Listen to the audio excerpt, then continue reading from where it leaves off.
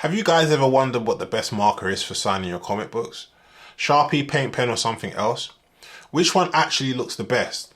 Well, today I'm putting 3 markers to the test and I'm showing you guys real signing examples, revealing the one marker that I trust for getting my book signed. Let's get into it.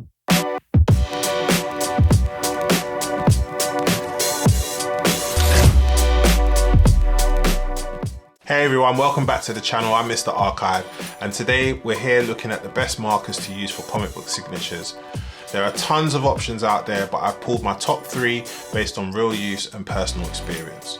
So today we'll be testing the Posca paint pen markers. We'll be testing Sharpie, traditional Sharpies, so your metallic, your neon, and your traditional fine. And we'll be testing out the Sharpie acrylic paint markers. I'll show you real examples of comics signed with these. We'll test some out and I'll share a few tips to avoid mistakes I've made in the past. All right guys, so first up we've got the classic Sharpie markers. So I've got a purple marker here.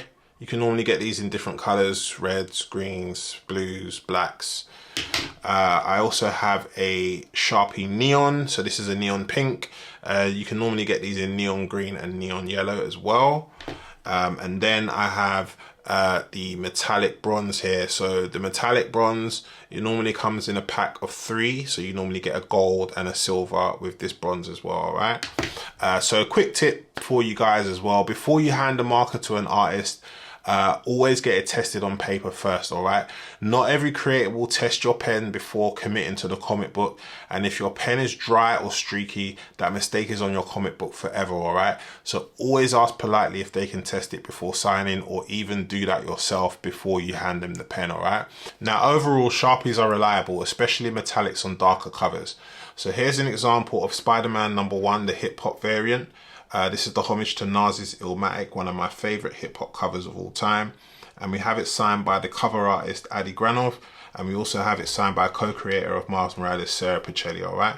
So the Adi Granov signature was done using the Sharpie metallic bronze, and then the Sarah Pacelli signature, I actually used the Posca paint marker in gold for her signature at the top, all right?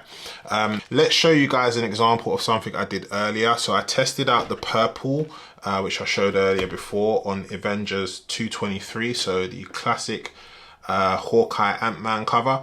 So I used the purple, of course, to complement Hawkeye. And yeah, normally I tend to do this before I commit a book to being signed by an artist. So I want to kind of get a feel and an idea for where the space is in the book that I feel that I would want them to sign, and also to kind of test out whether or not the color I feel will complement the artwork as well, right? So generally, a tip for me is that placement matters. You know, you want your signature to complement the artwork, and you also want the color to complement it as well. I tested out the neon green, pink, and the yellow here, as you can see. So they really show up really well on white. That's what I've noticed. If you try to use the neon colors on darker colors, like here, for example, it doesn't really show up. But the paint pens really do pop, right? So you can see that. Here's another example of where I've tried to use the neon on a dark space and you can barely see it, right? But when I've used the metallic silver, it's shown up really well on the black. So the neons tend to work better on covers that are white in my experience. So let's just try, we've did a bit of green there. So you can see that really shows up, right? If we try the yellow, doesn't really show up, does it? So yeah, again, I think it just depends with these neon pens, you know, what use case you want to use them for. But again, it's always best to just test them out on covers like this, and like, you know, test out on top of a bag so you can see. But looking at it a bit closer now up here, you can see that the neon does show up pretty well on there. So that would work pretty well, you know, if you were going to do that. So I would say that the neon colors definitely work much better on white backgrounds. If you were going to use those, definitely not on dark backgrounds. All right guys, so next up we have the Posca paint markers. So these are super popular with artists at their booths. I've noticed a lot of artists or creators tend to have these at their booths. I really like the colors. They really pop. They really bring a dynamic to signatures with paint pens. What's different with these ones is that you have to shake them and then you have to press them down, as you can see what I'm doing here, to get the flow of paint to come out.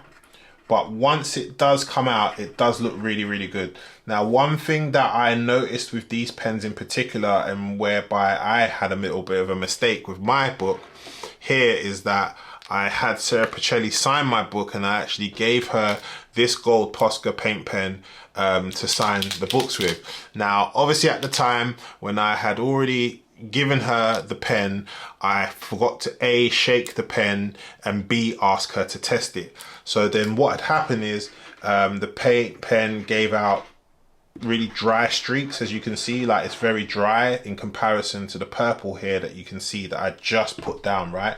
So look, there you go. Look, we had a little real-time example there of what can happen.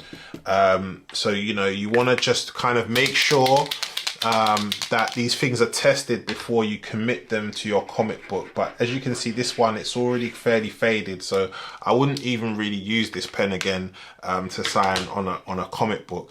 But as you can see here in this example, we had Sarah sign, and then obviously she's still committed to finishing the signature, but as you can see, it didn't really come out that great. And this is kind of a hard variant to find as well with this book. The Origin of Miles Morales, it's the 1 in 30, I think. So yeah, super hard to find. But what I find with the Posca pens is they do dry fairly quickly. So as you can see, it's already kind of dry. Well, not really. But that is also a tip, guys. You know, once you've had your book signed, whether it's with a paint pen or a standard Sharpie pen, always just give your book time to dry. I tend to take a fan with me. That kind of helps a lot to just kind of, you know, dry the book a bit quicker, or dry the signature quicker as well. So next up, we have my favorite markers. So these are the Sharpie Creative acrylic markers. These are acrylic paint markers. These ones do not require shaking, and the colors lay down beautifully, and there's no bleed through. All right, so let me just grab a piece of paper and I'll give you an example. So here is an example. As you can see, no bleed through, like straight on there, nicely done, right? And so here's some real world examples where the color really pops. So these are books that I got signed by Chris Claremont at New York Comic Con. So as you can see, I had Chris sign with the red that I just had in my hand. It didn't come out as bright as I thought it would, but nevertheless it was clean and it dried very, very quickly as well. And then we have this green that I did for X-Men 234. And that just came out beautifully, right?